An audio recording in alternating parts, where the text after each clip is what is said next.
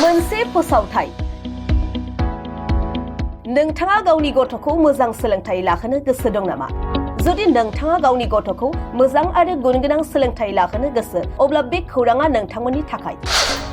गुवाहाटी फार्मही गरसुकआव थानाय हली ह'म senior secondary स्कुलाव 2026-2027 सोलोंथाइ बोसोरनि थाखाय थाखो 4 निफ्राय थाखो 11 सिम फरायसाफोरनि गोदान मुं थिसननाया सोलिगासिनो दं।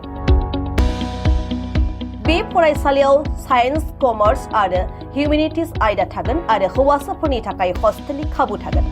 24 घन्टा केम्पास सिकिउरिटिजों फरायसाफोरखौ रैखाथि होनाय हली ह'म सिनियर सेकेन्डारि स्कुलनि जौसिन एबा देरसिन गोनांथि। बे हली ह'म सिनियर सेकेन्डारि स्कुलाव कम्पिउटार लेबनिफ्राय लानानै फरायसाफोरनि गोसोआव सन्देह थानाय सोंथिफोरखौ बुजायना होनाय एबा फोरोंना होनो थाखाय फोरोंगिरिफोर आरो फरायसाफोरखौ फरायनायाव बांसिन गोसो होनायाव मदद होनो थाखाय गुवार फरायग्रा खथा आरो गासै खाबुफोर बे फरायसालियाव दं।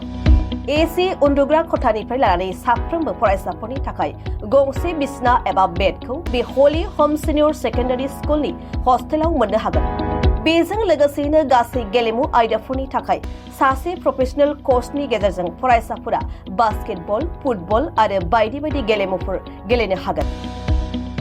बेनिखायनो नोंथाङा गावनि गथ'खौ मोजां सोलोंथाइ लाहोनो गोसो दंब्ला हली ह'म सिनियर सेकेन्डारि स्कुलाव मुं थिसननो हागोन। बांसिन रोखायै मिन्थिनो थाखाय 8134947703 आरो 8134947701 मबाइल नम्बराव फोनांजाब खालामनानै आबुङै मिन्थिना लानो हागोन।